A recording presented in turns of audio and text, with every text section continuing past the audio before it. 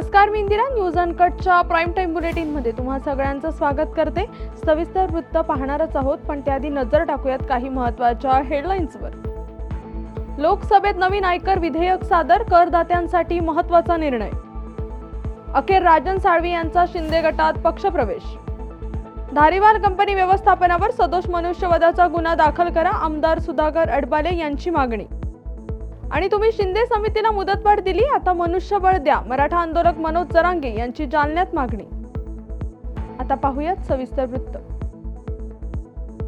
गेल्या आठवड्यात केंद्र सरकारच्या मंत्रिमंडळाच्या मंजुरीनंतर निर्मला सीतारामन यांनी आज नवीन विधेयक सादर केलंय. नवीन विधेयकाला विरोधकांनी विरोध दर्शविला असताना अर्थमंत्र्यांनी हे विधेयक सभागृहात मांडलं.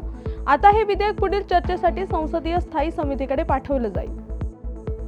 शिवसेनेचे एकनिष्ठ नेते म्हणून ओळखले जाणारे राजन साळवी यांनी शिवसेना शिंदे गटामध्ये प्रवेश केलाय. राजन साळवी हे मागील अनेक दिवसांपासून नाराज होते. त्यांनी उद्धव ठाकरे यांच्या पक्षाबद्दल नाराजी व्यक्त केली होती. त्यानंतर अखेर आज राजन साळवी यांनी शिवसेना शिंदे गटामध्ये प्रवेश केलाय. मुख्यमंत्री एकनाथ शिंदे यांच्या साक्षीने राजन साळवी यांनी धनुष्यबाण हाती घेतलाय. चंद्रपूरच्या ताडाळी MIDCतील धारीवाल इन्फ्रास्ट्रक्चर कंपनीत कामगाराच्या मृत्यूनंतर मोठा संघर्ष पेटला. आमदार सुधाकर अडबाले यांनी व्यवस्थापनावर सदोष मनुष्यवधाचा गुन्हा दाखल करण्याची मागणी केली आहे. धारीवाल यांच्या कोल हँडलिंग प्लांटमध्ये एका कामगाराचा मृत्यू झाला होता. कंपनी व्यवस्थापनाने मृतदेह विल्हेवाट लावण्याचा प्रयत्न केला, पण संतप्त कामगारांनी हा डाव उधळून लावला. मृताच्या कुटुंबियांना शासनातर्फे सर्वतोपरी मदत केली जाईल असं आश्वासन आमदार अडबाले यांनी दिलंय. धारीवाल कंपनीमध्ये एका कामगाराचा कन्व्हेयर बेल्टमध्ये एक अपघात झालेला आहे. त्या अपघातामध्ये त्या कामगाराचं शरीर हे छन्नविछन्न स्थितीमध्ये त्या ठिकाणी आढळून आलेलं आहे आणि कंपनी प्रशासनाने त्या मृतदेहाची चुकीच्या पद्धतीनं विल्हेवाट न लावण्याचा प्रयत्न केला होता, परंतु इथल्या कामगारांनी त्याला विरोध करून त्या बॉडीला ॲम्ब्युलन्स स्वतः या ठिकाणी रोखून धरलेला आहे. आणि मी स्वतः या ठिकाणी उपस्थित आहोत आणि प्रशासनाशी चर्चा करून त्या ठिकाणी प्रशासनाला त्यांच्या वारसाला ऑन द स्पॉट त्या ठिकाणी 70 लाखाचा चेक देण्यासाठी बाध्य केलेलं आहे. सरकारने 2 मागण्या मान्य केल्या ही चांगली गोष्ट आहे, त्याबद्दल सरकारचं कौतुकच आहे, असं वक्तव्य मनोज जरांगे यांनी जालन्यात केलंय. तुम्ही शिंदे समितीला मुदतवाढ दिली, आता शिंदे समितीला मनुष्यबळ द्या, अशी मागणी जरांगे यांनी केली आहे. 15 तारखेच्या साखळी उपोषणासंदर्भात आज संध्याकाळी गावकऱ्यांची बैठक घेऊन निर्णय घेऊ, असं देखील जरांगे यांनी म्हटलंय. चांगली गोष्ट आहे, त्याबद्दल सरकारचं कौतुकच. केलं म्हणल्यावर आम्ही केलं म्हणणारे लोक आहेत. आम्ही ताठून धरणारापैकी नाही आणि आम्ही ज्या वेळेस बोलतो ना त्याच्या पाठीमागं आमच्या गोरगरीब मराठ्यांच्या लेकराचं हित असतं म्हणून बोलत असतो. तर आम्हाला टार्गेट करायचं म्हणून आम्ही करत नाही. तुम्ही जाणून बुजून वेळ लावताय म्हणून आणि आम्ही गप का बसलो 2-4 दिवस, त्याचंही कारण आज मीडियाच्या बांधवाच्या समोर सांगतो की नामदार आपले उदयजी सामंत साहेबांचं स्टेटमेंट होतं की जरांगे पाटील माझे मित्र आहेत आणि त्यांनी थोडं संयम धरावा. त्या सगळ्या मागण्या मान्य होतील आणि माझा एक मित्राचा म्हणून सल्ला आहे की त्यांनी मुख्यमंत्र्यांना बोलू नये, आम्ही मागण्या मान्य करतो. त्यांचा सल्ला आम्ही मान्य केला, इकडची इकडच, आणि आम्ही शांत झालो. म्हणजे आम्ही सन्मान आणि सहकार्य सरकारला करतो हे ओळखून घेतो.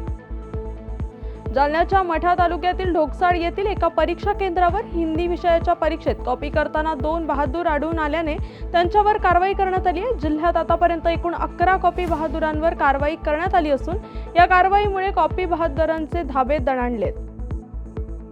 बातमीपत्रात वेळ झाली आहे छोट्याशा विश्रांतीची, लगेचच परत येऊ. तोपर्यंत पाहत राहा न्यूज अनकट. ऐतिहासिक वारसा लाभलेला मराठ मुलूक महाराष्ट्र. या महाराष्ट्राला विविध रंगी छटा आहेत. साहित्य, कला, पर्यटन, नृत्य, भाषा, संत परंपरा अशा विविधतेने तो नटलेला आहे. हीच गौरवशाली विविधता जपत सुवरंग मराठी केवळ महाराष्ट्राच्या सांस्कृतिक संहितेपुरते मर्यादित न राहता समकालीन नवकल्पनांवर आधारित कार्यक्रमांद्वारे मराठी मनोरंजन विश्वात स्वतःची एक अनोखी जागा निर्माण करत आहेत. मराठी मनोरंजन क्षेत्रातील उत्तम दिग्दर्शक, लेखक आणि निर्मात्यांच्या प्रतिभेचा पुरेपूर वापर करून मनोरंजनाचा आगळा वेगळा रंग उधळण्यास आम्ही सज्ज आहोत. सुवरंग मराठीचे उद्दिष्ट मराठी मनोरंजन क्षेत्रामध्ये मनोरंजनाची वहिवाट सोडून रूढीवादी पद्धती तोडून मनोरंजनाचा समृद्ध अनुभव प्रदान करून देण्याचा आहे. म्हणूनच यात विविध पद्धतीचे मनोरंजक आणि माहितीपूर्ण कार्यक्रम स्वरंग मराठीवर बघता येतील. शेवटी एकच, धकाधकीच्या जीवनात धांगडधिंगा करण्यापेक्षा बसूया, हसूया, गाऊया, जगूया. नाती गोती श्रावण मोती गावामधले जीवंत रंग. नाती गोती श्रावण मोती गावामधले जीवंत रंग. चला जोडूया, चला पाहूया, जशी संस्कृती तसा स्वरंग. बातमीपत्रात पुन्हा एकदा स्वागत. आता पाहूयात उर्वरित काही महत्त्वाच्या घडामोडी. कराड शहरात ड्रग्ज आणि गांजाची विक्री करणाऱ्यांवर पोलीस उपअधीक्षक अमोल ठाकूर यांच्या पथकाने कारवाई करत 5 जणांना ताब्यात घेतले. शहराजवळील ओगलेवाडी परिसरातून 50,000चे 10 ग्रॅम ड्रग्ज तर मुजावर कॉलनी परिसरातून गांजा जप्त करण्यात आलाय. कराड शहर पोलिसांकडून 2 पथके तपासासाठी बाहेर रवाना करण्यात आली आहेत. कोल्हापूरमध्ये जिल्हा परिषदेच्या आरोग्य विभागाने कळंबा आणि वर्णगे पाडळी येथे छापा टाकून अवैध गर्भलिंग आणि गर्भपाताचे रॅकेट उघड केले.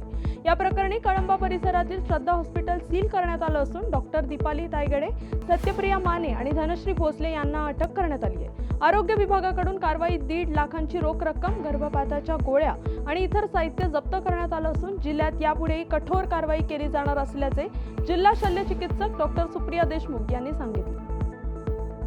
हंगरगा पाटी येथील कुलस्वामिनी सूत मिलला सकाळी भीषण आग लागल्याची धक्कादायक घटना तुळजापूर येथे घडली आहे. या आगीने गोडाऊनला वेढलं असून मोठ्या प्रमाणात वित्तहानी झाल्याची माहिती समोर येते. सुदैवाने यात कोणतीही जीवितहानी झाली नसून शॉर्ट सर्किटमुळे आग लागल्याचा प्राथमिक अंदाज वर्तवला जातोय. अग्निशमन दलाच्या गाड्या घटनास्थळी दाखल झाल्यात. प्रशासन नुकसानीचा अंदाज घेत असून अधिकृत माहिती लवकरच समोर येण्याची प्रतीक्षा आहे. भंडारा जिल्ह्यातील दिघोरी मोठीसह दिघोरी मोठीसह वन परिक्षेत्रात 2 बिबट्यांमध्ये अस्तित्वासाठी कडवी झुंज पाहायला मिळाली. यामध्ये एका मोठ्या बिबट्याने 6 महिन्याच्या लहान मादी बिबट्याला गंभीररित्या जखमी केलं असून नागरिकांना तो बिबट्या रस्त्याच्या कडेला जखमी अवस्थेत आढळून आला. यावेळी वन विभागाला तातडीने माहिती देण्यात आली. पुढे बिबट्याला रेस्क्यू करून प्राथमिक उपचार दिले आणि पुढील उपचारासाठी नागपूरच्या गोरेवाडा प्राणी संग्रहालयात हलवण्यात आलं. बातमीपत्रात वेळ झाली आहे छोट्याशा विश्रांतीची. लगेचच परत येऊ. तोपर्यंत पाहत राहा न्यूज अनकट. ऐतिहासिक वारसा लाभलेला मराठ मुलूक महाराष्ट्र. या महाराष्ट्राला विविध रंगी छटा आहेत. साहित्य, कला, पर्यटन, नृत्य, भाषा, संत परंपरा अशा विविधतेने तो नटलेला आहे.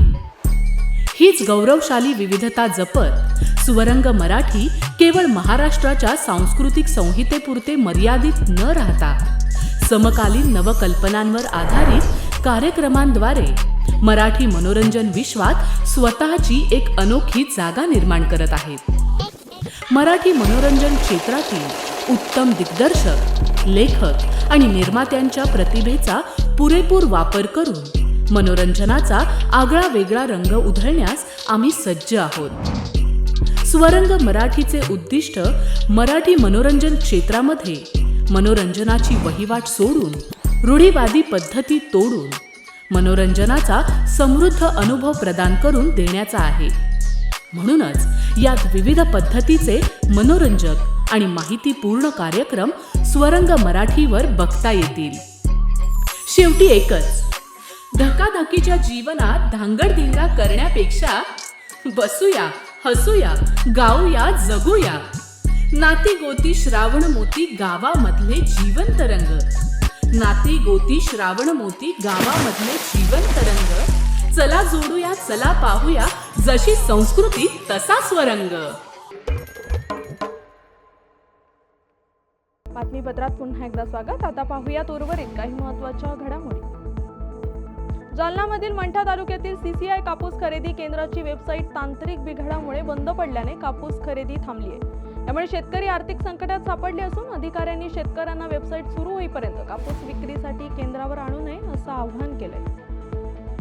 महाराष्ट्राचे कुलदैवत असलेल्या जेजुरीच्या खंडोबा गडावर माघ पौर्णिमा यात्रा उत्सव सुरू आहे। या यात्रेनिमित्त राज्याच्या विविध भागातून आलेल्या काठ्या खंडोबा मंदिरात देव भेटीसाठी येत असतात। आज सकाळी 11 वाजता संगमनेर येथील होलम राज्याची पालखी जेजुरी गडावर आली आणि शिखर भेट झाली। यानंतर दुपारी 1 वाजता सुप्यातील खैरे आणि होळकरांची मानाची काठी जेजुरी गडावर आली। पुण्यातील इंदापुरी येथे 13 ते 17 फेब्रुवारी दरम्यान शरद कृषी महोत्सवाचे आयोजन करण्यात आले असून या महोत्सवाचे उद्घाटन आज आमदार रोहित पवार यांच्या हस्ते होणार आहे। शेतकऱ्यांना नाविन्यपूर्ण तंत्रज्ञान पाहण्याची संधी या महोत्सवातून मिळणार। या बातमीचा वेळ झाली आहे। प्राईम टाइम बुलेटिन मध्ये इथेच थांबायची। तोपर्यंत पाहत राहा न्यूज अनकट।